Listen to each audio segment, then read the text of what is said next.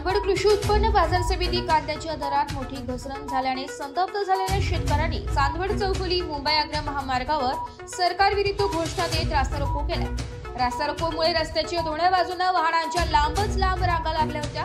चांदवड कृषी उत्पन्न बाजार समितीत व्यापाऱ्यांनी 200 ते 300 रुपये पासून कांदा पुकारल्याने संतप्त शेतकऱ्यांनी सुमारे 1 तास हा रस्ता रोको केला।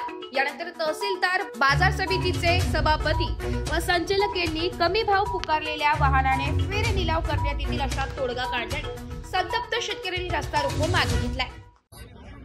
30 ते 40 mm चा कांदा आहे आणि तो जर 250-300 रुपये पुकारला तर साहजिक आहे शेतकरी आंदोलन करतात। पण त्या आंदोलनाच्या मागचे कारण मीमांसा जर करायला गेला तर त्या ठिकाणी या व्यापाऱ्यांचं असं म्हणणं आहे, आम्ही एवढ्या मोठ्या प्रमाणात जर माल खरेदी केला, जर बाजार वाढले आणि त्यात नाफेडची गाडी त्या बाहेरच्या राज्यांमध्ये खुल्या लिलावात उतरली तर ते कमी भावात विकायला लागतात। त्या धाकामुळे आम्हाला काय करावं हे कळत नाही। शिवाय इतर बाजार समित्या अचानक बंद झाल्याने किंवा त्या दिवसाचं काय असेल तर त्यांची कारण तुम्हाला माहीत नाही, बाजार बंद झाल्याने इथपर्यंत ट्रॅक्टरची त्या ठिकाणी जास्त गर्दी झाली। जरी गर्दी झाली म्हणून 400-300 रुपयात घेण्याच्या लायकीचा हा कांदा नाही। त्यावरती तोडगा काढण्यासाठी आता पुढे काय होतंय ते बघू, नाहीतर त्या ठिकाणी आंदोलन पुढे चालू आहे। एस मराठी न्यूज साठी तालुका प्रतिनिधी दशरथ ठोंबरे।